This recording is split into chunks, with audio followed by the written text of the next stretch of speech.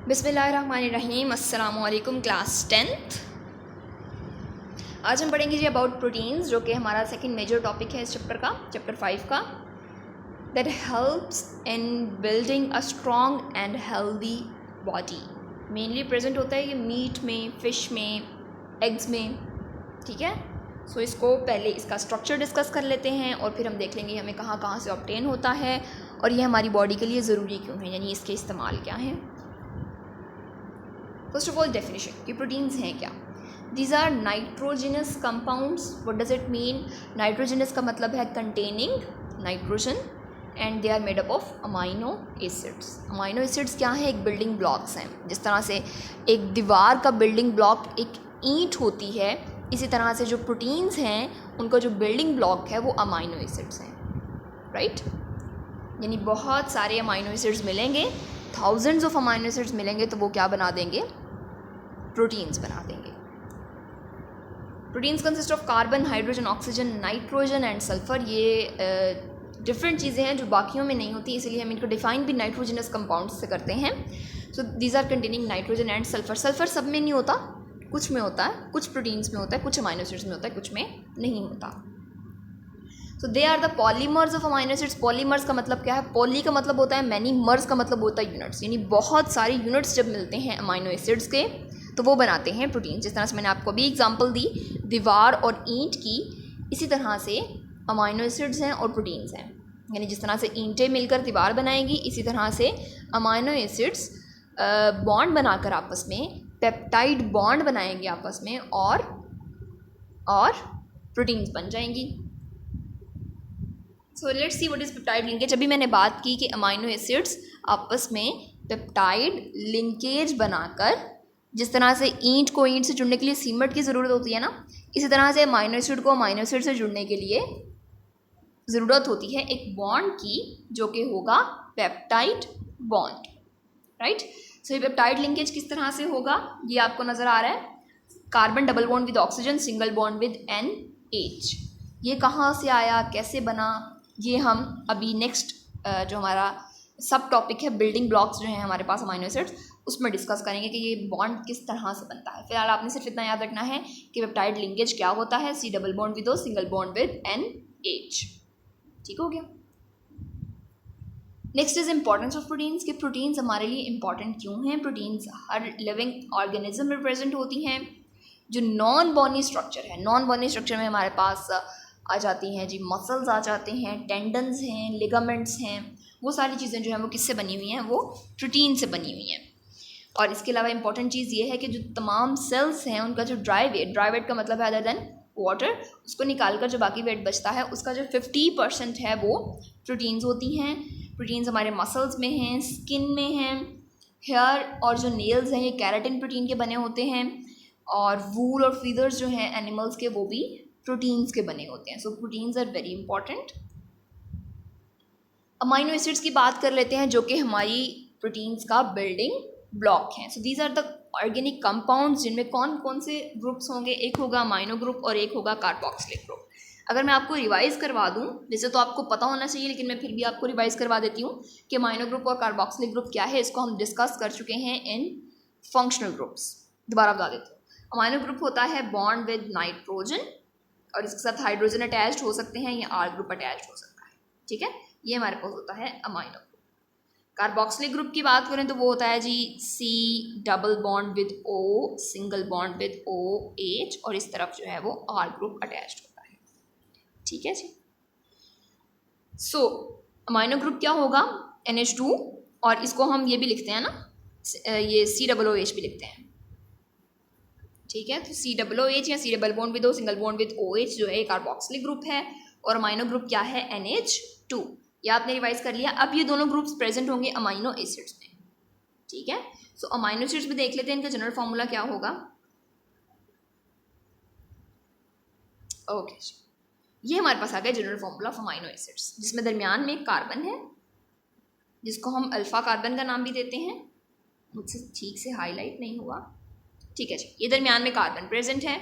इस कार्बन के साइड्स पर यहाँ पर आपको नजर आ रहा है जी कार्बोक्सिलिक ग्रुप, जो भी मैंने आपको ड्रॉ करके भी बताया था कि जी होगा यहाँ पर C double bond with O, single bond with OH, या इसको हम जोड़कर लिखते हैं तो हम लिखते हैं COOH। एक साइड पे होगा इस कार्बन के अमाइनो ग्रुप। अमाइनो ग्रुप अभी मैंने आपको बताया सिंगल बॉन्ड NH2। सो वो जो सिंगल बॉन्ड है वो बना हुआ है यहाँ पर कार्बन के साथ। एक साइड पे होगा R ग्रुप। ये जो R ग्रुप है ये डिफरेंट होगा फॉर डिफरेंट अमाइनो एसिड्स, यानी अगर हमारा अमाइनो एसिड डिफरेंट है तो उसके लिए R ग्रुप भी डिफरेंट होगा। हमारे पास 20 अमाइनो एसिड्स टोटल होते हैं जो हमारी बॉडी में प्रेजेंट हैं। 20 टाइप्स हैं अमाइनो एसिड्स की। उन 20 टाइप्स में जो डिफरेंस है वो सिर्फ ये R ग्रुप फ़र्क है, बाकी सारा जो अमाइनो एसिड है वो सेम रहेगा। यानी यहाँ पर COOH रहेगा, यहाँ पर NH2 रहेगा। ये जो R ग्रुप है ये फ़र्क हो जाएगा। और इसके अलावा इसके साथ अटैच्ड है एक हाइड्रोजन। तो ये चार चीज़ें, बिकॉज हमें पता है जी कार्बन 4 बॉन्ड बनाता है, तो कार्बन ने एक बॉन्ड बनाया हुआ है हाइड्रोजन के साथ, एक बॉन्ड बनाया हुआ है R ग्रुप के साथ जो कि साइड चेन है वो डिफरेंट होगी फॉर डिफरेंट अमाइनो एसिड्स। एक ग्रुप है हमारा carboxylic group that is COOH, और एक ग्रुप है हमारा amino group that is NH2। So this is about the amino acid. ठीक है जी। ये आपके पास अगेन वही चीज़ शो की हुई है कि एक तरफ आपके पास R ग्रुप नज़र आ रहा है आपको जो कि साइड चेन है, एक तरफ आपके पास कार्बोक्सिलिक ग्रुप है जिसको यहाँ पर खोल के लिखा हुआ है COOH भी लिखते हैं इसको हम, ठीक है, COOH भी लिखते हैं इसे। और इस तरह से यहाँ पर NH है, नाइट्रोजन के 2 बॉन्ड्स हैं जिसको हम NH2 भी लिख लेते हैं। ठीक है, कोई मसला नहीं है, आप इसको NH2 लिख लो और यहाँ पर ये बॉन्ड्स बना दो, दैट इज़ ओके। सो एक साइड पे अमाइनो ग्रुप होगा, एक साइड पे कार्बोक्सिलिक ग्रुप होगा और एक साइड पे साइड चेन होगी, एंड देन एक हमारे पास अटैच होगा हाइड्रोजन। तो ये हो गया हमारे पास general formula of amino acids. Types of amino acid की बात कर लेते तो अभी मैंने आपको बताया कि 20 अमाइनो एसिड्स हैं टोटल, जिसमें से 10 जो हैं वो नॉन एसेंशियल हैं और जो 10 हैं वो एसेंशियल हैं।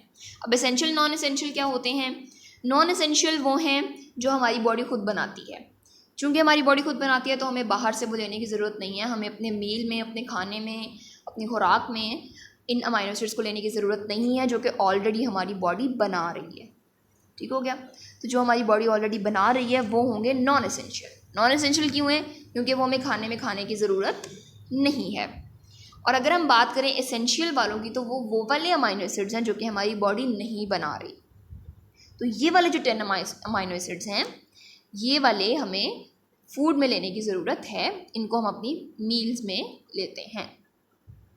हमारे पास 2 टाइप्स आ गई, एसेंशियल और non essential. Essential 10 amino acid जो हमारी बॉडी खुद नहीं बना सकती, नॉन एसेंशियल जो हमारी बॉडी खुद बना सकती है, can be synthesised by human body. Amino acids are building blocks of proteins. Amino acids जो हैं वो बिल्डिंग ब्लॉक हैं प्रोटीन के। इस चीज़ को हमने डेफिनेशन में ही डिस्कस कर लिया था, बिकॉज हमने कहा था कि these are the nitrogenous compounds made up of amino acids. ये हमने डेफिनेशन पढ़ी थी प्रोटीन की। तो चूंकि प्रोटीन अमाइनो एसिड्स से बने हैं, अमाइनो एसिड्स उनका बिल्डिंग ब्लॉक है, तो अब देख लेते हैं कि ये बिल्डिंग ब्लॉक आपस में पेप्टाइड बॉन्ड किस तरह से बनाते हैं। जिस तरह से ईंट ईंट से जुड़ती है थ्रू सीमेंट, बहुत जनरल सी एग्जांपल है आपके पास, इसी तरह से अमाइनो एसिड्स आपस में जुड़ेंगे through peptide bond by the elimination of water. यहाँ पर वाटर जो है वो एलिमिनेट हो जाएगा। ये आपको नज़र आ रही है यहाँ पर इक्वेशन जो कि आपकी बुक पे एज इट इज़ बनी हुई है। यहाँ पर आपके पास 2 अमाइनो एसिड्स हैं।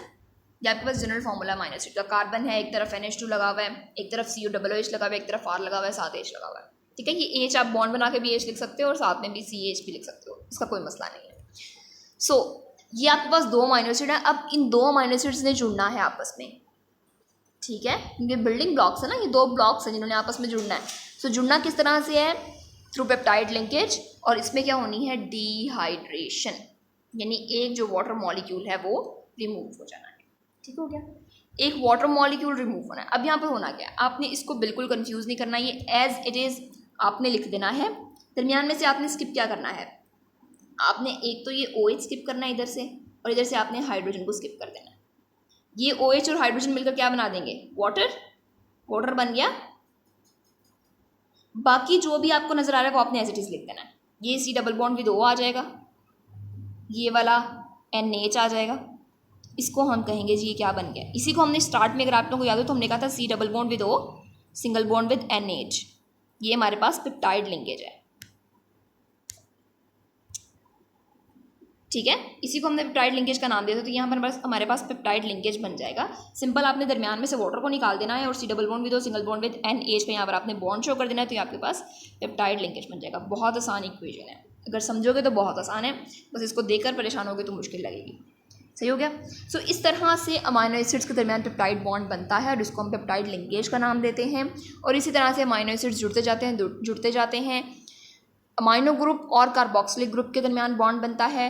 कार्बोक्सिलिक ग्रुप का OH जुड़ जाता है, अमाइनो ग्रुप का हाइड्रोजन उड़ जाता है, OH और H मिलकर वाटर बना देते हैं। और बहुत सारे अमाइनो एसिड जब आपस में जुड़ जाते हैं तो वो पॉलीमराइज होकर क्या बना देते हैं,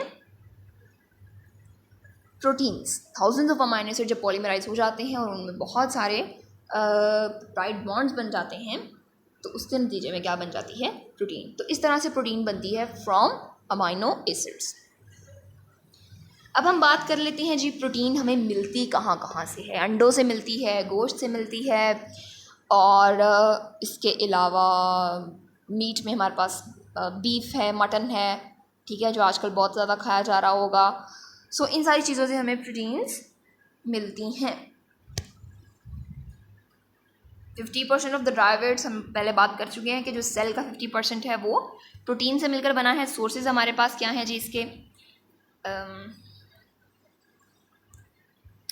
सोर्सेज हैं हमारे पास meat, mutton, chicken, fish and eggs. ठीक है, मीट है और एग्स हैं, फिश है, ये सारे इसके सोर्सेज हैं। और ह्यूमन बींग्स के लिए बड़ा ज़रूरी है because it is important for the formation of protoplasm. So protoplasm हमारे सेल का लिविंग पोर्शन है, from cytoplasm to the nucleus. Nucleus से लेकर साइटोप्लाज्म तक जितना भी पोर्शन है इंक्लूडिंग द न्यूक्लियस, हमारा जो सेल है उसको हम कहते हैं प्रोटोप्लाज्म। और इस सारे को बनाने के लिए प्रोटीन्स बड़ी ज़रूरी हैं।